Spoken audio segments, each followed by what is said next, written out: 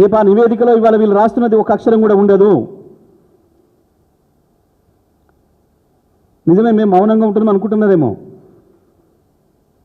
తప్పకుండా దానిపైన చర్యలు ఉంటాయి. తప్పుడు రాతలు రాసేవాడిపైన, తప్పుడు వాటిని ప్రసారం చేసే వాటిపైన తప్పకుండా చర్యలు ఉంటాయి. నేను ఇంతకుముందే మాట్లాడుతూ చెప్పిన ఒక యాంకర్ గురించి చూసిన నేను, అబ్బా ఆయన శివం ఊగిపోతున్నాడు చాలా ఆశ్చర్యంగా. తెలుసుకుంటున్నా, ఆయన వ్యక్తిగత వివరాలు కూడా తీసుకుంటున్నా. ఎవరు చెప్పిండ్రు, ఎందుకు అంతగానో శివం ఊగుతున్నాడు, దేనికి వస్తుంది, ఏ అహంకారంతో, ఏ ధైర్యంతో, ఎవరి గురించి మాట్లాడుతున్నాడు? కేసీఆర్ గురించి మాట్లాడుతున్నాడు లేదా మంత్రివర్గం గురించి మాట్లాడుతున్నాడు.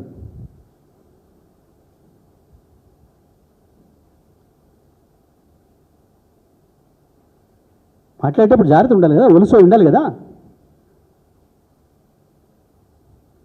లీక్ అవుతుందా? అట్లా సీల్డ్ కవర్లో వచ్చింది లీక్ అవుతుందా? ఇప్పటివరకు ఎవడు ఓపెన్ చేసిన సందర్భమే లేదు కదా. ముఖ్యమంత్రి ఇద్దరు మంత్రులు కలిసి ఇది మాట్లాడినా నాకు తెలిసిందా? నాకు తెలిసిన సమాచారం కమిషన్ల లెక్క తెలుసుకుంటున్నాడు అని. ఢిల్లీ తీసుకుపోవాల్సిన మూట గురించి వెళ్ళి సర్దుకోవడానికి నువ్వెంత నేనెంత అని చెప్పి అడ్జస్ట్ చేసుకుంటున్నాడు అని నాకు తెలిసింది. వాళ్ళు ముగ్గురు కూర్చొన్నాడా?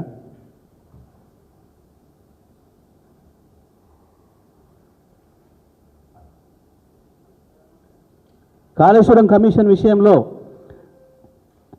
ఇవాళ మీడియాలో వస్తున్నాయి, ఏ మీడియాలో కావచ్చు, ఏ స్లాటర్ హౌసెస్లో వస్తున్నాయి కావచ్చు, ప్రతి అక్షరం కూడా అబద్ధం. దానికి ఒక్కదానికి కూడా ఆధారం లేదు.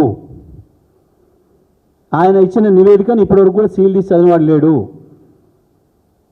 ఎవరో అధికారులు కమిటీ చేసినామని చెప్తున్నారు. రానివ్వండి, కమిటీ నివేదిక రానివ్వండి, చర్చ పెట్టనివ్వండి, రాసుకోండి, మీ ఇష్టం. వాళ్ళ ఉన్నట్టు రాసుకోండి. లేదా ఎవడైనా ఆరోపణ చేస్తే మా మీద రాయండి, చెప్పండి. కానీ వాడు ఎవడు అధికారికంగా మాట్లాడకుండా, ఎవరు చెప్పకుండా మా ఇష్టం వచ్చిన పద్ధతుల్లో మేము మాట్లాడతాం, ప్రచారం చేస్తాం, మా సొంత కవిత్వాలతో, మా పైత్యాలతో అంటే మాత్రం పైత్యం వదులుతుంది. అందులో సందేహం ఏం లేదు. దాన్ని సరిపోయే మంది ఇస్తాం.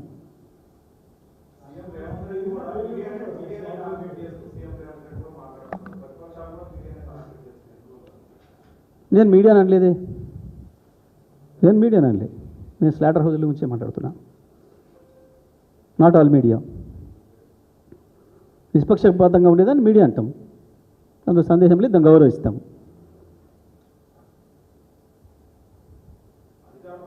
నిన్న మరి ఒకవేళ ఇస్తే మరి మీకెందుకు రాలేదు? ఆయన వెంటిలేటర్ నుంచి జ్వరపడిపోయినాడా? వీళ్ళు మాట్లాడుకునేది మాత్రం మాట్లాడుకునేది. యాంకర్ ఆయనకు ఒక్కరికే చెప్పిందా? చెప్తే పలానా మంత్రి ఇట్లా చెప్పిండు, ముఖ్యమంత్రి చెప్పిండు అని రాయి, మాట్లాడు. ముఖ్యమంత్రి నాకు ఇట్లా చెప్పిండు అని చెప్పు, చెప్పినప్పుడు రికార్డ్ చేయి. ఎవడొద్దన్నాడు? కాదు కదా, ఇష్టం వచ్చినట్టు. రేపు నువ్వు బాధ్యుడు అవుతావా? ఇందులో ఏముండదు రేపు. నువ్వు ఇప్పుడు మాట్లాడిన చెత్త ఏది ఉండదు రేపు. అప్పుడేం కావాలి నీ పని?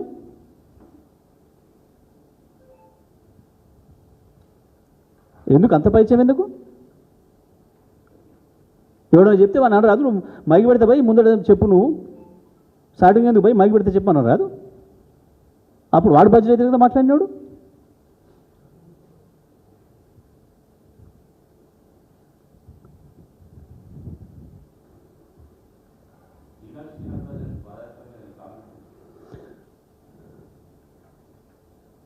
వాస్తవానికి నువ్వు రేవంత్ రెడ్డి గారినో మహేష్ కుమార్ గౌడ్నో లేదా దాని వర్కింగ్ ప్రెసిడెంట్లో అడగాల్సిన ప్రశ్న, వాస్తవానికి దేశ రాజకీయ చరిత్రలో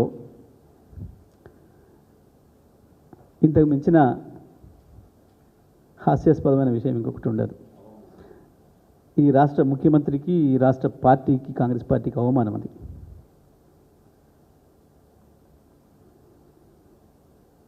ఈ రాష్ట్ర ముఖ్యమంత్రికి, ఈ రాష్ట్ర కాంగ్రెస్ పార్టీకి అవమానం అది వాస్తవానికి.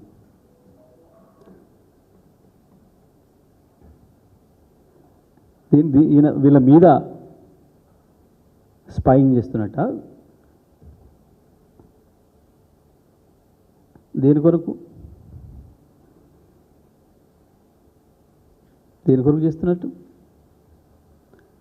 నిజంగా కూడా ఈ ముఖ్యమంత్రి కాబట్టి ఉన్నాడు, కానీ ఆత్మగౌరవం ఉన్న ఏ ముఖ్యమంత్రి కూడా ఒక నిమిషం కూడా ఉండకపోతుండే, రాజీనామా చేసి వెళ్ళిపోతుండే. గతంలో ఉన్న నాయకులు ఎవరైనా సరే, వాళ్ళు ఏ ప్రాంతం వాళ్ళైనా.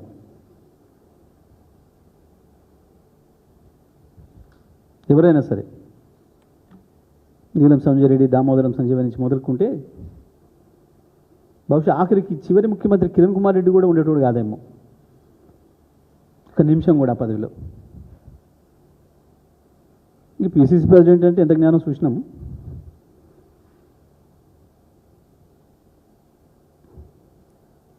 కమన్ అడుగు. అదే అంటున్నా, ఈ రాష్ట్రంలో ఎవరు లేరు అనే కదా. ఈ రాష్ట్రంలో ప్రభుత్వ పథకాలు ప్రజలు తీసుకుపోయే సమర్థులు ఎవరు లేరు కదా. వాస్తవానికి ప్రభుత్వ పథకాలని ప్రజలకు ప్రత్యేకంగా మళ్ళీ నూనె తీసుకుపోయేది ఉంటుంది. అవి ఇప్పుడు వీరికి ఒక పథకం వస్తే వీరు పొగుడుతాడు, వారికి ఒక పథకం వస్తే వారు పొగుడుతావు, నీకు పథకం వస్తే నువ్వు పొగుడుతావు, గుర్తుపెట్టుకుంటావు, ఆశీర్వదిస్తావు. మీరు ప్రత్యేకంగా ప్రచారం చేసేది ప్రజలకి ప్రభుత్వం ఇచ్చే పథకాలు అర్థం కాక తీసుకోవట్లేదు ఆడనే పడి ఉంటున్నాయా? ఏం ప్రచారం అన్నట్టే కదా. ఈ రాష్ట్ర ముఖ్యమంత్రి, మంత్రివర్గము, పిసిసి కార్యవర్గము ఎవరితో నేను కావట్లేదు కాబట్టి మేమే చేసుకుంటాము అని వచ్చినట్టు కదా. అదే చెప్తుంది నేను. అందుకని ఆత్మగౌరవం ఎవడు కూడా నిలబడి ఇంకాడుస్తాడు. యాదాద్రి అద్భుతమైన ప్రాజెక్టు, బ్రహ్మాండంగా తెలంగాణకు వెలుగునిచ్చిన ప్రాజెక్టు, ఇస్తున్న ప్రాజెక్టు. రేపటికి మన నల్గొండ జిల్లా, ఉమ్మడి నల్గొండ జిల్లాను అద్భుతంగా ఆర్థికంగా అభివృద్ధి చేసే ప్రాజెక్టు, వేలాది మందికి ఉద్యోగాలు ఇచ్చే ప్రాజెక్టు, మా స్థానికులకి.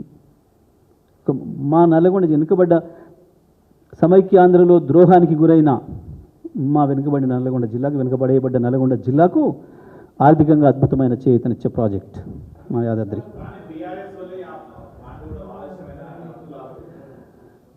నేనేమంటున్నా, దానికి సంబంధించి ఇంకోరోజు పెట్టుకుందాం. ఈ రాష్ట్రంలో, ఈ దేశంలో ఏ ప్లాంట్లు ఎప్పుడెప్పుడు ప్రారంభమైనాయి, ఎన్నేళ్ళకు పూర్తయినాయి, ఏ ప్రాజెక్టులు ఎన్నేళ్ళు ప్రారంభమైనా, ఎన్నేళ్ళు పూర్తయినాయి, అన్నీ కూడా చర్చ పెడదాం. మిత్రులు ఇంతకుముందు కాళేశ్వరం గురించి అడిగారు కదా, చెప్తా మీకు. ఇక పోలవరానికి సంబంధించి వాళ్ళే రాసుకున్న నివేదికలో ఇది ఎప్పుడు ప్రారంభమైంది, ఎప్పుడైంది, ఏందైంది అని రాసుకుంటూ వాళ్ళు రాసింది మొత్తంగా 2014 నుంచి ఇప్పటి వరకు కేంద్ర ప్రభుత్వం ఇచ్చిన డబ్బులు దాదాపు 28 నుంచి 29 వేల కోట్లు. దాంట్లో వరదల మూలంగా దెబ్బతిన్న పనుల పునరుద్ధరణ కోసం కేంద్రం ఇప్పటివరకు ఇచ్చింది 2,000 కోట్లు కేటాయించింది. తెలంగాణ ప్రజలందరూ గమనించాలి. పోలవరం ఇప్పటికీ 3 సార్లు వరదలు వచ్చినప్పుడు కొట్టుకపోయింది. ఏదో పద్ధతుల్లో ఏదో ఒక పార్ట్. దాని రిపేర్లకే 2,000 కోట్లు ఖర్చు చేసిండ్రు. ఆ 2,000 కూడా కేంద్రమే ఇచ్చింది. ఇది వాళ్ళే రాసుకున్న రాత. తెలంగాణ ప్రజలారా ఒకసారి గమనించండి. కానీ కాళేశ్వరం ఒక్కటే మొత్తం ప్రపంచంలో కట్టుతుండగానే కుంగిన ప్రాజెక్ట్ అని, కొట్టకపోయినా కాదు, కూలిన కాదు, జస్ట్ 2 పిల్లర్లు కుంగిన ప్రాజెక్ట్. వాస్తవానికి పోలవరం మొదలుపెట్టి ఇప్పుడు 4 దశాబ్దాలు. సరే, అన్ని ప్రయత్నాలు చేసి ఆఖరికి మొదలుపెట్టి 20 ఏళ్ళు నిర్మాణం ప్రారంభమై శంకుస్థాపన చేసి 20 ఏళ్ళు దాటింది. ఇంకా పూర్తి కాలే. ఇప్పటికి 3 సార్లు కొట్టుకపోయింది. కొట్టుకపోయిన దాని ఖర్చే 2,000 కోట్లు కేంద్రమే ఇచ్చింది. స్వయంగా రాష్ట్రం పెట్టింది కాక కేంద్ర వాటగానే ఇచ్చింది. కానీ మొదలుపెట్టి కనీసం 4 ఏళ్ళు కాకముందే పూర్తి చేసిన ప్రాజెక్టు, వరుసగా 4 సంవత్సరాలు ప్రజలకి లక్షలాది ఎకరాలకు నీళ్ళు అందించిన ప్రాజెక్టు, 500 సంవత్సరాల చరిత్రలో ఎప్పుడు రానంత వరద, దాదాపు 38 లక్షల క్యూసెక్ల వరద వస్తే దాంట్లో ఒక 2 పిల్లర్లు కుంగిపోతే వీళ్ళు చేసిన దుర్మార్గమైన ప్రచారం ఇది. పోలవరంలో 3 సార్లు కాఫర్ డ్యాము ఇంకోటి కొట్టుకపోయి పాడైపోతే